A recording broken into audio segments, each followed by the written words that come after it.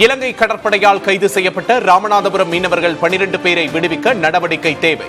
வெளியுறவுத்துறை அமைச்சர் ஜெய்சங்கருக்கு முதல்வர் மு.க. ஸ்டாலின் கடிதம்.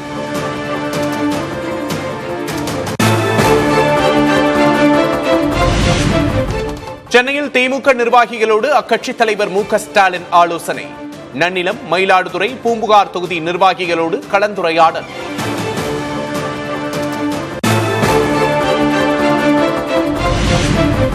முதல்வர் மு.க. ஸ்டாலினோடு முன்னாள் மத்திய அமைச்சர் ப. சிதம்பரம் சந்திப்பு. தேர்தல் நெருங்கும் நேரத்தில் முக்கியத்துவம் பெற்ற ஆலோசனை.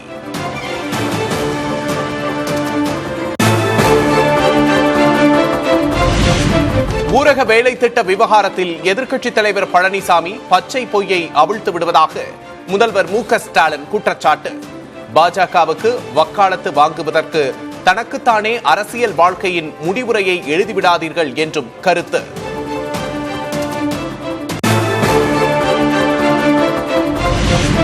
சட்டமன்ற தேர்தலுக்கான தொகுதி பங்கீடு குறித்து அதிமுக பாஜக 1.5 மணி நேரம் பேச்சுவார்த்தை. அதிமுக பொதுச் செயலாளர் எடப்பாடி கே. பழனிசாமியுடன் ஆலோசனை நடத்திய பாஜக தேர்தல் பொறுப்பாளர் பியூஷ் கோயல்.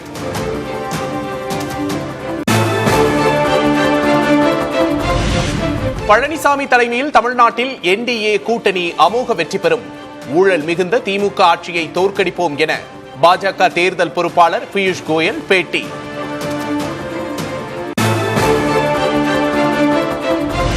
திமுக ஆட்சியை அப்புறப்படுத்த ஒருங்கிணைந்து செயல்படுவோம்.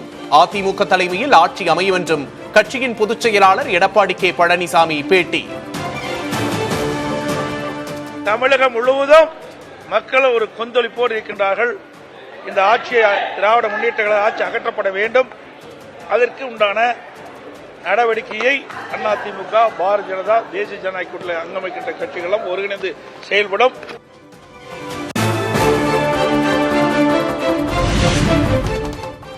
பியூஷ் கோயல் தொகுதி பங்கீடு குறித்த பட்டியலை பியூஷ் கோயலிடம் வழங்கிய எடப்பாடி பழனிசாமி. பாஜக, பாமகவுக்கு தலா 23 இடங்கள் ஒதுக்க முன்வந்ததாக தகவல்.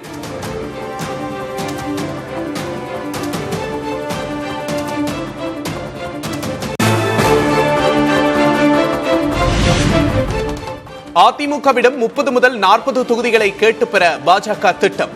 ஓ. பன்னீர்செல்வம், டிடிவி தினகரனை கூட்டணிக்குள் கொண்டு வருவது தொடர்பாகவும் பேசப்பட்டதாக தகவல்.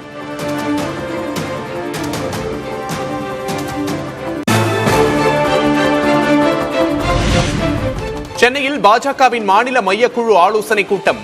சட்டமன்ற தேர்தலுக்கான ஆயத்த பணிகள் தொடர்பாக கேட்டறிந்தார் பியூஷ் கோயல்.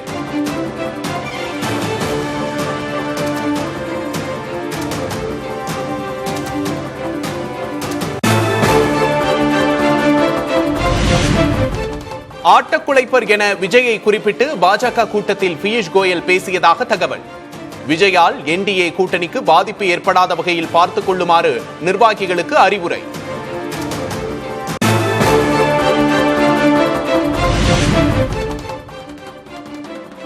சென்னை பனையூரில் தவேக தலைவர் விஜயின் காரை அக்கட்சி நிர்வாகி அஜிதா முற்றுகையிட்டதால் பரபரப்பு. தூத்துக்குடி மாவட்ட செயலாளர் பதவி கிடைக்காத அதிருப்தியில் முற்றுகை என தகவல்.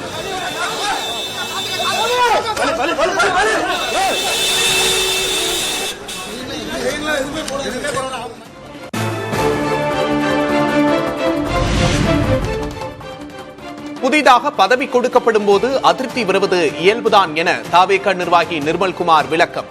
திமுகவை விட ஜனநாயகமான கட்சி தவேக என்றும் பேட்டி.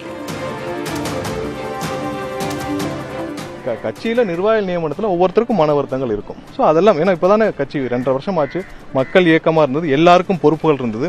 ஸோ எல்லாம் ஒரே ஏஜ் குரூப்பில் இருக்காங்க. ஸோ அவங்களுக்கான ஒரு கட்சியில் பொறுப்புகள் வழங்கும் பொழுது சின்ன சின்ன அலைன்மெண்ட் இஷ்யூ இருக்க தான் செய்யும். 2026 சட்டமன்ற தேர்தலிலும் திமுகவே ஆட்சி அமைக்கும். தவேக ஆட்சியை பிடிக்கும் என விஜய் பேசியது தொடர்பான கேள்விக்கு கனிமொழி பதில். கிறிஸ்துமஸ் விழாவில் சிறுபான்மை மக்கள் ஓட்டும் அதிக அளவு அவங்களுக்கு வரும் அப்படிங்கிற மாதிரி ஸ்டேஜ்லேயே அவங்க வந்து பல இல்லைங்க, யாருக்கு எந்த வாக்குகள் எப்படி போகுது அப்படிங்கிறது தேர்தல் முடிந்த பிறகு உங்களுக்கு மிக தெளிவாக தெரியும்.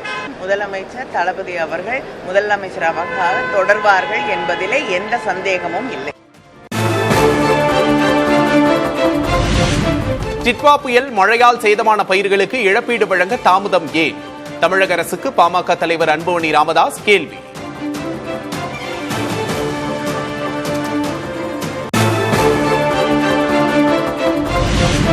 ஆபரண தங்கத்தின் விலை சவரனுக்கு 1600 ரூபாய் உயர்ந்தது. 1 கிராம் தங்கம் 12,770 ரூபாய்க்கு விற்பனை.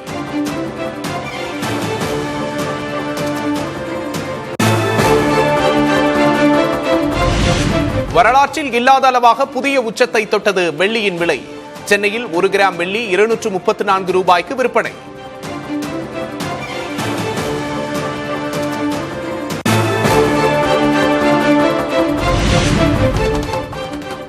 வாக்காளர் பட்டியலில் பெயர் சேர்க்க தமிழகம் முழுவதும் வாக்குச்சாவடிகளில் சிறப்பு முகாம். அடுத்து வரும் சனி ஞாயிறுகளில் சிறப்பு முகாம் நடைபெறும் என அறிவிப்பு.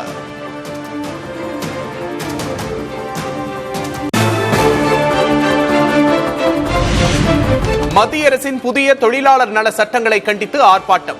சென்னையில் சாலை மறியலில் ஈடுபட்ட CITU அமைப்பினர் கைது.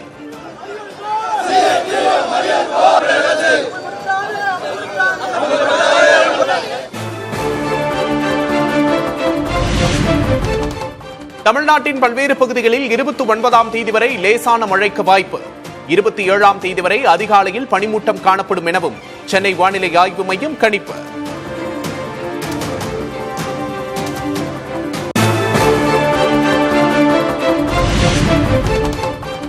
நீலகிரி மாவட்டத்திற்கு தொடரும் உறைபனி எச்சரிக்கை. தமிழகத்தில் குறைந்தபட்ச வெப்பநிலை 4 டிகிரி செல்சியஸ் வரை குறையக்கூடும் என வானிலை ஆய்வு மையம் கணிப்பு.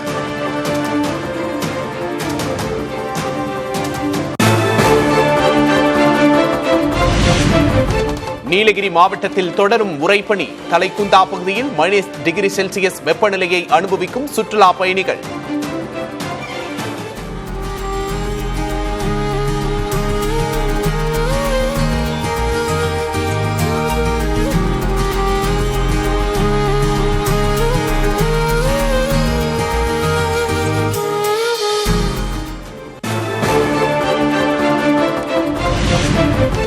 டெல்லியில் மிகவும் மோசமான நிலையில் உள்ள காற்றின் தரம். பல பகுதிகளில் காற்றின் தர குறியீடு 400ஐ கடந்து பதிவானதால் மக்கள் அவதி.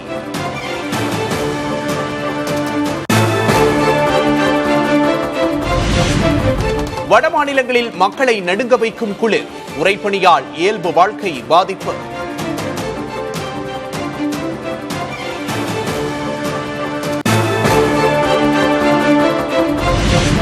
டெல்லியில் வங்கதேச தூதரகத்தை முற்றுகையிட்ட விஸ்வ இந்து பரிஷத் அமைப்பினர்.